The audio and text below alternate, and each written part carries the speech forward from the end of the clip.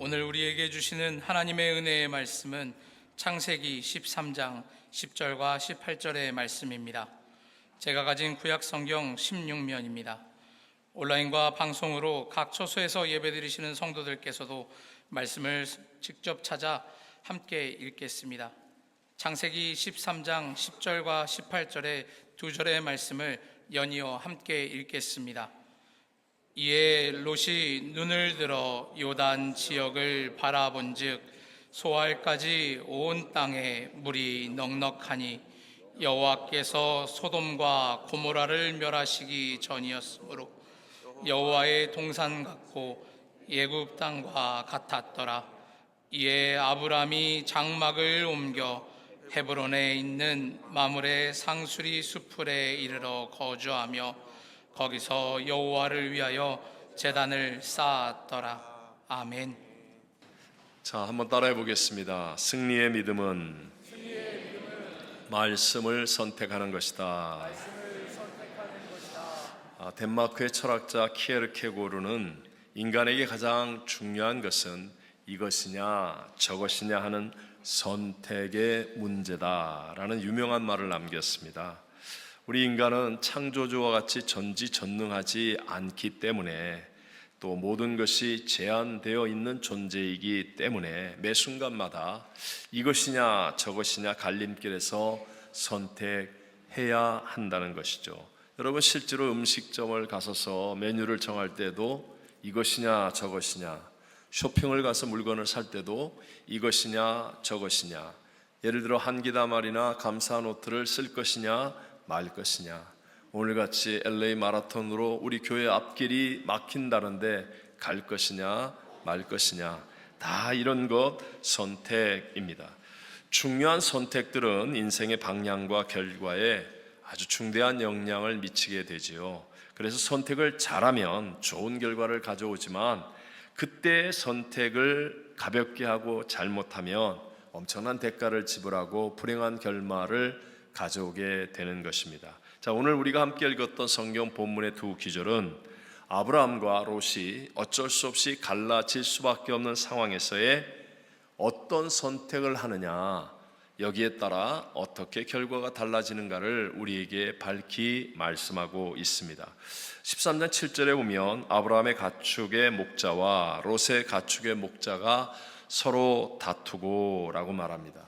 아브라함과 롯이 함께 지내다 보니까 이제 목축이 번성하고 또 식구들도 많아지고 목자들도 많아지니까 서로의 비교의식 때문에 이런저런 갈등이 생기고 다투게 되었다는 거예요. 이제는 서로 헤어질 수밖에 없는 그런 상황, 그런 장면입니다. 이제 각자 가야 할 땅을 선택해야 한다는 것이죠. 그런데 놀랍게도 아브라함과 롯의 선택의 방법이 완전히 달랐고요, 그 선택에 따른 결과 또한 완전하게 확연하게 달라지더라라는 것을 성경은 우리에게 말씀해주고 있습니다. 오늘 저는 승리의 믿음은 말씀을 선택하는 것이다 라는 제목을 가지고 우리들이 꼭 지켜야 되는 신앙생활의 기본이기도 하고 또 변하지 않은 영적인 원칙, 세 번째로 우리 말씀에 대한 말씀을 살펴보면서 하나님께서 이 마지막 시대를 살아가고 있는 저와 여러분에게 주시는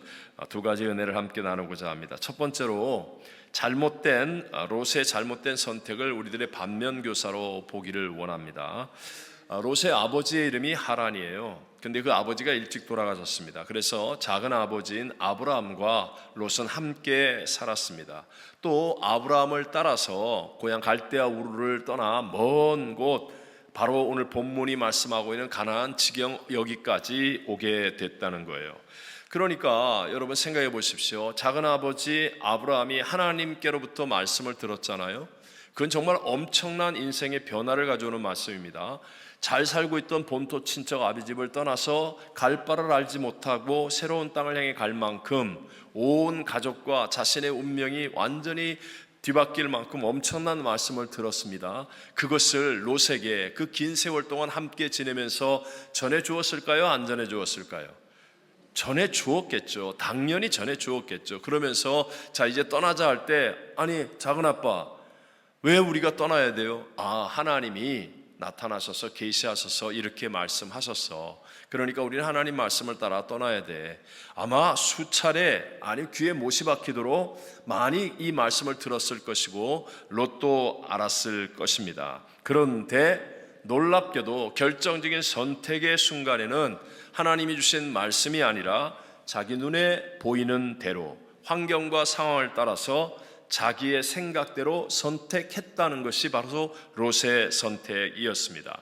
창세기 우리 10절 오늘 본문 말씀을 같이 다시 한번 읽어봅니다.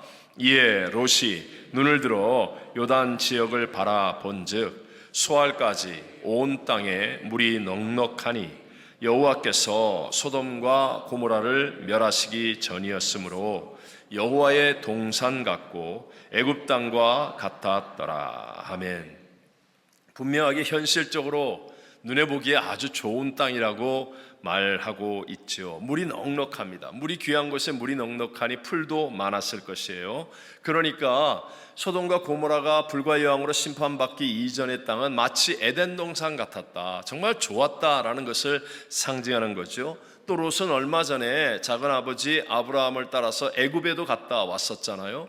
그래서 애굽 땅에 가보았더니 야, 이렇게 화려하고 이렇게 살기에 편리한, 정말 자기가 보았을 때는 앞으로 살아야 될 이상향처럼 보여지는 그런 곳을 바로 얼마 전에 직전에 보고 왔고 갔다 온 거예요. 그런데 자기가 눈에 보기에 소돔과 고모라 땅이 얼마나 좋은지 바로 그 애굽 땅과 같아 보이더라, 이렇게 말씀하고 있는 거예요. 그래서 롯은 하나님의 말씀은 안중에도 없고 기억에도 생각에도 마음에도 없고 그냥 자기 눈에 보이는 대로 자기의 생각대로 선택하여 소돔과 고모라 쪽을 향해서 갔다는 것입니다. 하지만 성경은 그 결과까지 분명하게 말씀합니다. 그 결말은 후회와 절망이 되어버리고 말았습니다. 소돔과 고모라에 가서 살아보니까 살면 살수록 성 안의 사람들의 짐승 같은 모습이 드러나기 시작합니다. 동성애가 창궐하고 악을 행하는데, 그러니까 그래도 영적임의 신앙의 양심이 있는 롯의 입장에서는 너무 힘든 거예요. 그래서 사업은 잘 되는 것 같은데, 목축은 번성하는 것 같은데 늘 고민하고 힘들어하며 안타까워하는 삶을 살아야만 했습니다. 결국은 하나님께서 천사들을 보내어 불과 유황으로 그 땅을 심판할 때 롯은 자기가 그렇게 소중히 여겼던 모든 재산을 한순간에 다 잃어버렸죠. 그리고 아내도 억지로 데리고 나갔는데 미련을 가지고 뒤를 쳐다보다가 소금기둥이 되어버리고 말았습니다. 두 사위는 이 롯이 하는 말, 이제 곧 심판이 임한다고 하더라 라는 말을 조롱처럼 여기고 농담으로 여겨서 결국은 두 사위가 불가영의 심판으로 죽었어요. 그리고 두 딸이 간신히 나오긴 했지만 두 딸은 작은 엄마 사라가 나이 90세가 되어 경수가 끊어졌는데도 불구하고 자녀 이삭을 낳는 기적을 보았음에도 불구하고 알고 있음에도 불구하고 자기 눈에 보이는 대로 이제 자기는 배필을 얻을 수가 없다라고만 생각하고, 그래서 인간의 잔머리를 굴려서 엉뚱하게 모압과 암몬의 조상이 되는 그런 엄청난 일을, 불행의 씨앗들을 남기게 되더라는 것입니다. 이렇게 잘못된 선택은 엄청난 잘못된 결과들을 가져오게 되었습니다. 여러분, 우리들도 마찬가지예요. 내가 알아서 선택한다 라고 할 때 결국은 우리가 바라보는 것, 생각하는 것이 무엇이에요? 세상이 심어놓은 것 아닙니까? 세상의 기준, 세상의 가치를 따라서 우리가 선택할 수밖에 없죠. 그런데 여러분, 이 세상이라는 것은 그 배후에 정사와 권세를 잡고 우리를 도둑질하고 죽이고 멸망시키러 가는 원수 마귀가 다스리고 있다는 사실을 우린 절대로 잊어서는 안 된다는 거예요. 그래서 겉으로 보기에는 화려해 보이고 대단해 보이고 정말 좋은 일이 일어날 것처럼 보인다 할지라도 결국은 우리는 세상 아래에서 마귀에게 밥이 되어지고 마귀를 이기지 못함으로 인하여 우리의 인생이 세상만 바라보고 세상 방법대로 선택하며 도둑질을 당하고 죽임을 당하고 멸망을 당할 수밖에 없다는 것이죠. 예수님의 12 제자 가운데 한 명이었던 가룟 유다도 그리하지 않았습니까? 가룟 유다도 예수를 바라보고 주님이 하시는 말씀을 붙들어야 되는데 세상만 바라보며 생각하는 거예요. 자기 생각을 하는 겁니다.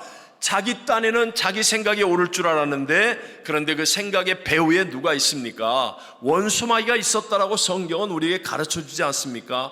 요한복음 13장 2절에 보면 마귀가 벌써 시몬의 아들 가룟 유다의 마음에 예수를 팔려는 생각을 넣었더라라고 말하는 거예요. 자기 생각에는 예수님을 이렇게 팔면 예수님께서 그 억울함을 통해서 하늘의 권능과 권세로 이스라엘 나라를 회복하고 막 이렇게 자기 생각에는 뭔가 좋은 일이 일어날 것처럼 생각했지만, 그러나 그 생각이라는 게 세상의 가치와 세상의 기준을 따른 생각이라는 게 결국은 배후에 있는 마귀의 생각을 따라가는 일이 되었고, 가룟 유다는 차라리 세상에 태어나지 않는 것이 더 좋을 뻔한 그런 악한 결말을 가져오게 되더라는 것입니다. 자, 롯의 선택도 마찬가지였습니다. 아브라함으로부터 들었던 하나님께서 우리에게 가나안 땅을 내게 주리라 하시는 그 하나님의 말씀이 완전히 빠져 있는 선택이었습니다. 여러분, 믿음은 무엇에서 난다고 그랬죠? 믿음은 들음에서 나고 들음은 그리스도의 말씀으로 말미암느니라 라고 했습니다. 믿음이 없다는 거예요. 말씀이 생각나지 않으니까, 그 말은 믿음이 없으니까. 롯의 삶이 어떻습니까? 자, 소돔과 고모라 성에 살 때 천사가 아브라함의 기도를 통하여 롯의 가정을 구원하기 위해서 찾아왔습니다. 그리고 롯에게 말합니다. 이제 곧 불과 여왕으로 이 땅에 심판을 받을 것이니 지체하지 말고 빨리 나가 산으로 도망가라 라고 얘기해요. 그런데 놀랍게도요, 롯이 지체합니다. 산으로 가지 않고 가까운 소알성까지만 가겠다고 말합니다. 왜 지체합니까? 믿음이 없으니까. 믿음이 없으니까. 심판의 말을 듣는데도 불구하고 믿음이 없으니까 지체하게 된다는 거예요. 성경은 말하죠. 노아의 홍수 때에도 하나님께서 그렇게 경고하시고 그렇게 말씀을 믿음의 사람들을 통하여 주셨는데도 불구하고 믿음이 없으니까 홍수로 심판을 당할 때까지 사람들은 먹고 마시고 세상 일 가운데 있었다. 우리 함께 마태복음 24장 38절을 읽어봅니다. 홍수 전에 노아가 방주에 들어가던 날까지 사람들이 먹고 마시고 장가들고 시집가고 있으면서 홍수가 나서 그들을 다 멸하기까지 깨닫지 못하였으니 인자의 임함도 이와 같으리라. 아멘. 여러분, 성도가 무엇입니까? 성도는 교회를 나온 사람을 말하는 게 아닙니다. 성도는 하나님의 말씀을 듣고 그것을 믿는 자가 바로 하나님의 백성이요 성도인 것을 깨닫게 되시기를 바랍니다. 그래서 성경의 마지막에 뭐라고 그래요? 성령이 교회들에게 하시는 말씀을 들을지어다. 이게 마지막이에요. 성령이 교회들에게 하시는 말씀을 들을지어다. 들을 길을 가져야 한다는 거예요. 들어야 믿음이 생기고, 그래야 망하지 않는 겁니다. 저와 여러분은 다 알 수 없어요. 한 치 앞도 알지 못합니다. 세상의 흐름을 다 이해하지 못합니다. 우리 앞에 생기는 현실을 다 우리가 납득하고 공감할 수가 없습니다. 그러나 하나님은 아십니다. 천지는 없어져도 하나님의 말씀은 1.1핵도 변하지 않은 진리인 것을 믿으시기 바랍니다. 여러분, 심판이 임한 다음에 깨달으면 그게 무슨 소용이 있어요? 심판이 임한 다음에 깨달으면 무슨 소용이 있냐고요. 예수님께서 부자와 나사로의 이야기를 하시지 않습니까? 부자와 나사로가 있었어요. 근데 그 중에 부자는 지옥에 갑니다. 지옥에 가서 깨닫습니다. 지옥에 가서 깨닫는 거예요. 그 불꽃 가운데 고통하면서 깨달으면서, 그러면서 뭐라 그래요?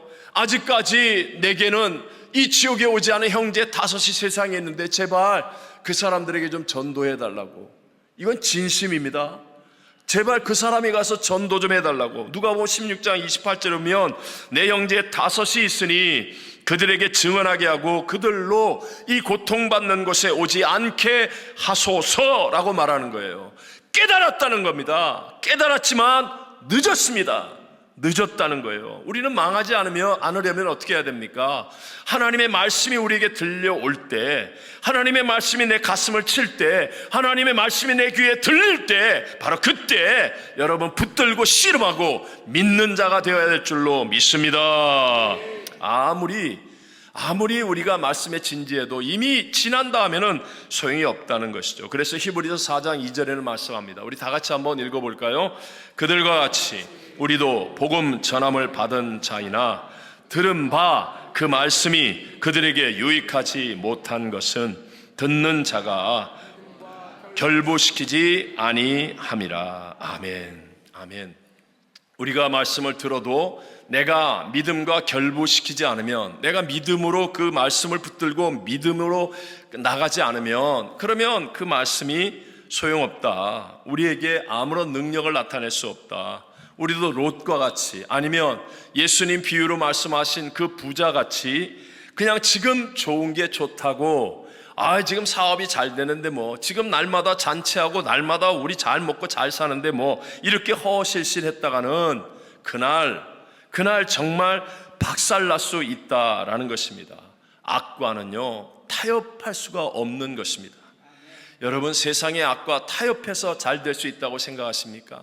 아닙니다. 절대로 아닙니다. 예를 들어서 우리 북한의 공산주의의 정권, 이 공산주의는 악입니다. 여러분, 무슨 일이 있어도 공산주의는 용납해서는 안 되고 타협해서는 안 됩니다. 거기 타협해서 화목한다고 개성공단 만들고 금강산 관광한다고 그러고, 그런데 여러분, 거기에 규칙이 어디 있어요? 한순간에 다 폭발시켜버리고 날려버릴 수 있는 게 악 아닙니까? 무슨 소용이 있냐는 거예요.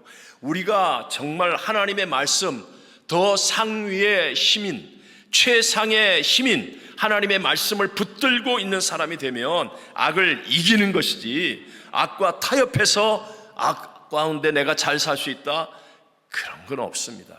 하나님의 말씀을 붙들고 우리는 이기는 자가 되어야 될 줄로 믿습니다. 두 번째로 오늘 본문이 말하는 것, 아브라함이 말씀을 따라 올바른 선택을 하는 모습을 보게 됩니다. 무엇을 따라 올바른 선택을 한다고요? 말씀을 따라. 사실 아브라함도 온전히 순종하지 못했던 시절들이 있었죠. 바로 앞에 처음에 가나안 땅에 왔다가 새빨갛게 타들어가는 흉년의 땅을 보고 먹고 살 게 염려가 들어서 하나님의 전지전능함을 믿지 못하여서 눈으로 보기에 좋은 애굽으로 내려갔다가 그 애굽에서 부인 사라를 빼앗기고 자기 인간의 힘으로는 도무지 아무것도 해줄 수 없는 낭패, 절대 한계를 깨닫게 되었습니다. 그런데 놀랍게도 하나님이 역사하시니까 자기가 백방으로 애를 쓰고 모든 다 아무리 노력해도 해결하지 못했던 문제인데 하나님이 역사하시니까 모든 문제가 해결되어지고 합력하여 선이 된다는 것을 아브라함은 경험했다는 거예요. 그러니까 이번에는 하나님의 말씀을 붙들고, 그리고 자기도 욕심이 생기겠죠. 자기도 눈에 보기에 풀이 넉넉하고 물이 많은 땅이 좋아 보이겠죠. 그런데 그 욕심, 두려움 내려놓고 눈에 좋아 보이는 것들을 포기하고 하나님의 말씀을 따라 가더라는 것입니다. 오늘 우리가 읽었던 18절 다시 한 번만 읽어봅니다. 이에 아브라함이 장막을 옮겨 헤브론에 있는 마므레 상수리 수풀에 이르러 거주하며 거기서 여호와를 위하여 제단을 쌓았더라. 아멘. 헤브론, 가나안 땅 중심에 들어가는 것이죠. 여러분, 그곳에서 제단을 쌓고 하나님 앞에 떳떳하게 아름답게 예배 드렸다는 거예요. 그러나 그 주변에는 화려함도 없습니다. 아무도 알아주는 사람도 없습니다. 살기에 편리한 어떤 것도 없었습니다. 여러분, 이걸 기억하셔야 돼요.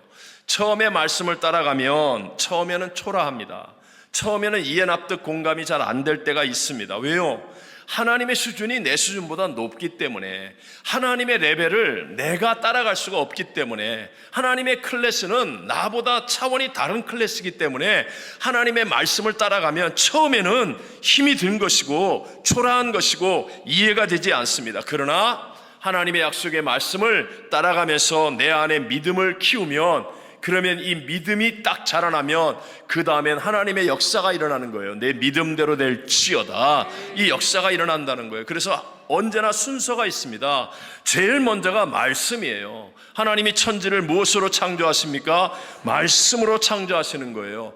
예수님이 말씀이 육신이 되어 오신 분입니다. 제일 앞이 말씀입니다. 그리고 우리는 그 말씀을 붙들고 내 안에 있는 육신의 생각, 혼의 생각, 이것과 싸우는 거예요. 그러면서 말씀을 붙들고 하나님의 꿈을 갖게 되고 소망을 갖게 되고 거룩한 기대감을 가지면서 믿음을 키우는 겁니다. 그래서 하나님이 약속하신 말씀이 내 안에서 믿음으로 자라나서 딱 믿음이 자리를 잡으며 그때 내 믿음대로 될지어다. 네. 이게 하나님의 순서예요. 자, 하나님이 아브라함에게 나타나셔서 내가 너에게 믿음의 자손을 주겠다, 내 아내 사라와 함께 자손을 주겠다고 말씀하시지 않았습니까? 그러면 그 다음날 주시지, 그 다음 해에 주시지. 몇십 년을 기다리시잖아요. 몇십 년을. 왜요? 하나님 우리에게 믿음을 요구하시거든요. 믿음.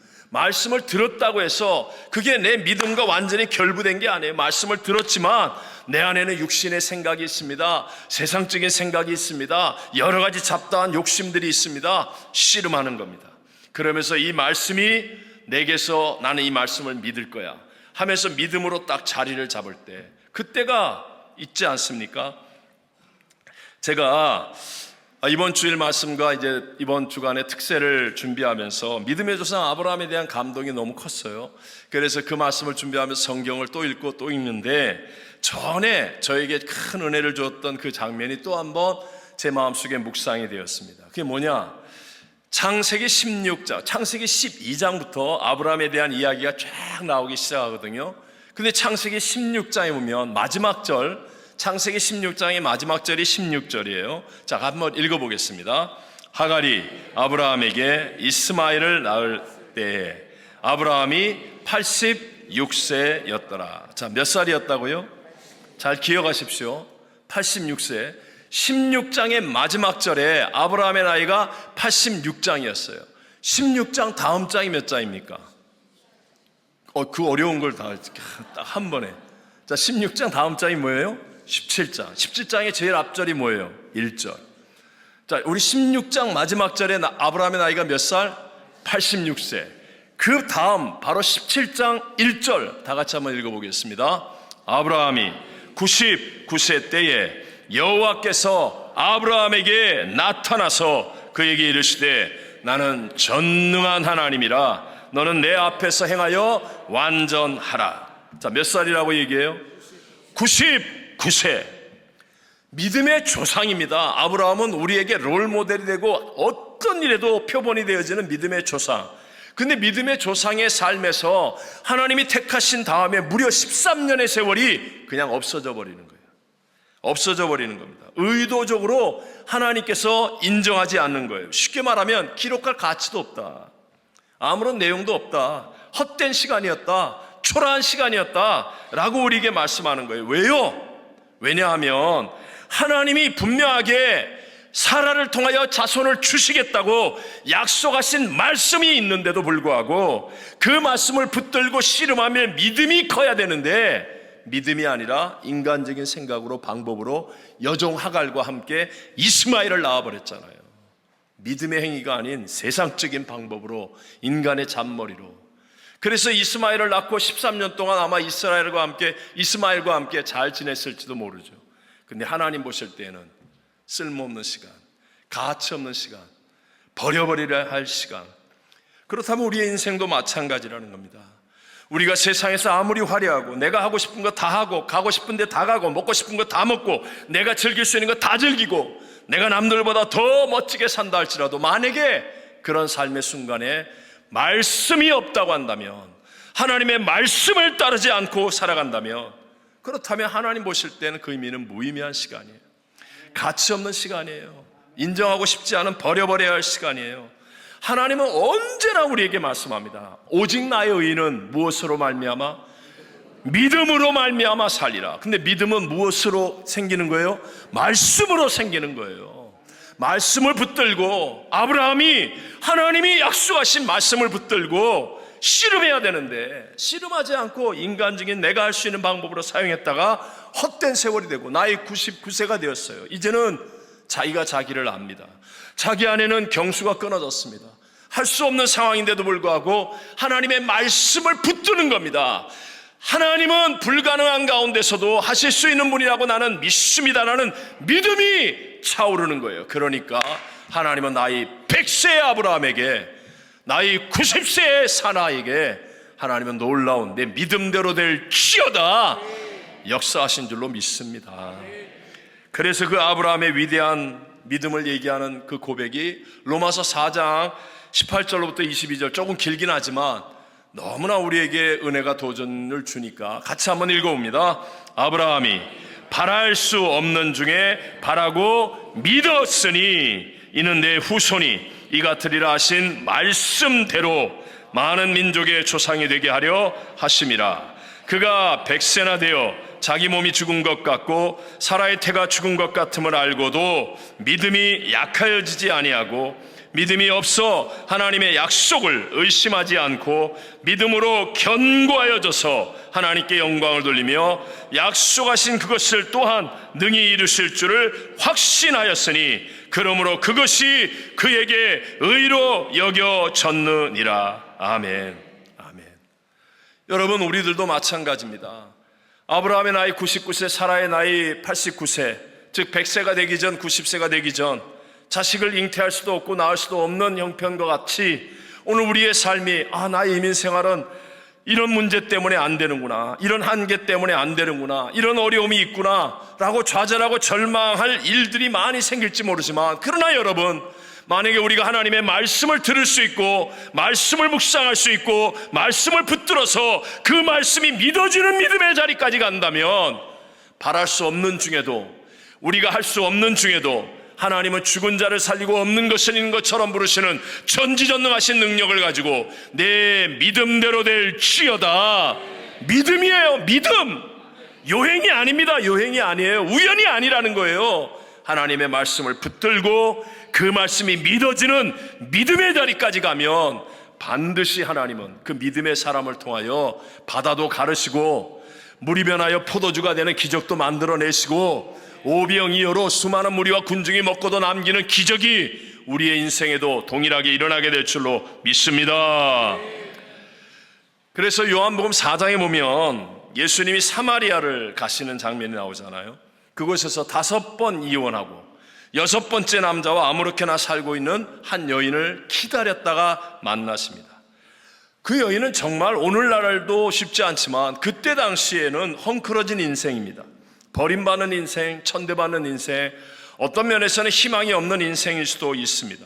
그리고 사마리아 땅은 여러 민족이 섞여 혼합이 되었기 때문에 유대, 예루살렘에서 유대 땅 갈릴리까지 갈 때 중간에 사마리아가 있는데 유대 사람들은 사마리아 땅을 밟지도 않고 돌아서 갔습니다. 그만큼 사람들에게 천대받고 버림받은 땅이었습니다. 그런데 놀랍게도 이 여인이 변화됩니다. 그리고 그 땅에 놀라운 부흥의 역사가 일어나게 됩니다. 이유는 딱 하나, 예수님의 말씀 때문에. 말씀을 붙들고 말씀과 씨름하였더니 이 말씀이 믿음을 만들어내는 거예요. 요한복음 4장 41절에 이렇게 얘기하죠. 예수의 무엇으로 말미암아? 말씀으로 말미암아 믿는 자가 더욱 많아라고 말합니다. 저와 여러분도 마찬가지라는 거예요. 오늘도 동일한 예수 그리스도의 말씀, 하나님의 말씀을 붙잡으면 그러면 우리의 인생에도 간증이 나오고 하나님의 영광이 나타나고 하나님의 놀라운 일하심의 풍성한 열매, 생명의 열매가 맺어지게 될 줄로 믿습니다.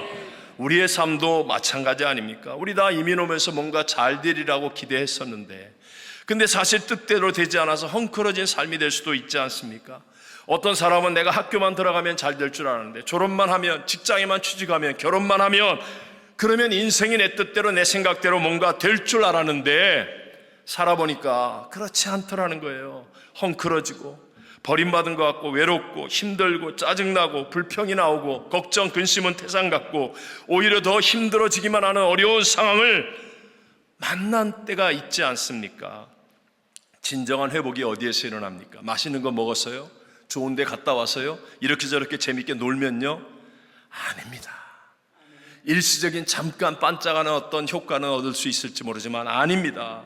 진짜 회복, 진짜 기적, 진짜 변화는 하나님의 말씀이 내 속에 들어오고 이 말씀을 붙들고 씨름하여 내가 믿어지는 믿음의 사람이 되어지면 반드시 하나님이 내 믿음대로 될지어다 새 역사를 이루어 주실 줄로 믿습니다.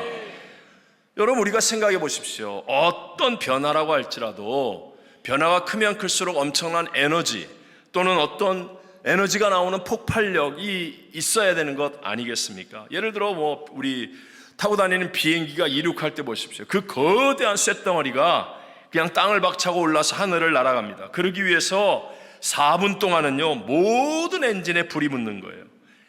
불이 붙어서 그냥 최고의 에너지를 필요로 하는 거죠. 그래서 그 순간에는 작은 사고만 일어나도 큰 어려움을 당할 수도 있게 되는 것이죠. 마찬가지예요. 지금까지 우리가 살아왔던 인생에서 변화되기를 원하는데, 아니면 내 힘으로 해결하지 못하는 문제 어려움을 박차고 뛰어올라 극복하기를 원하는데, 그게 그냥 세상의 힘으로 됩니까? 친구의 힘으로 됩니까? 부모의 도움으로 됩니까?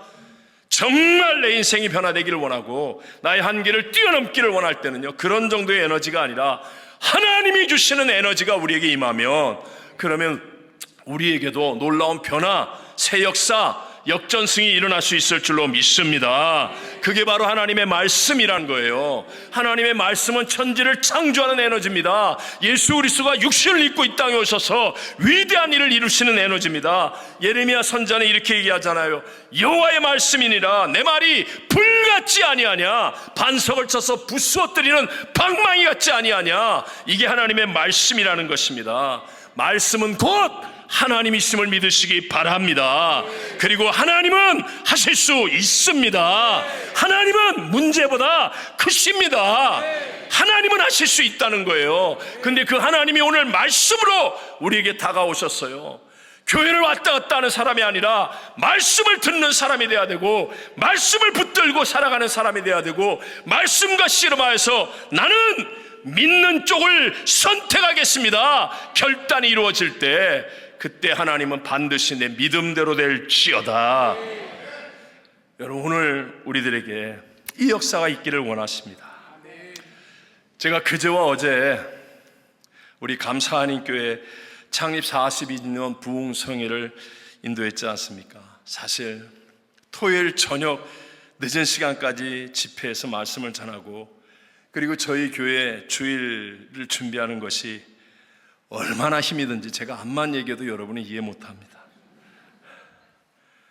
그럼에도 불구하고 제가 말씀을 전하게 하시는 성령님의 감동이 너무 크고 거역할 수가 없을 정도예요. 정말입니다. 여러분, 말씀이에요. 말씀.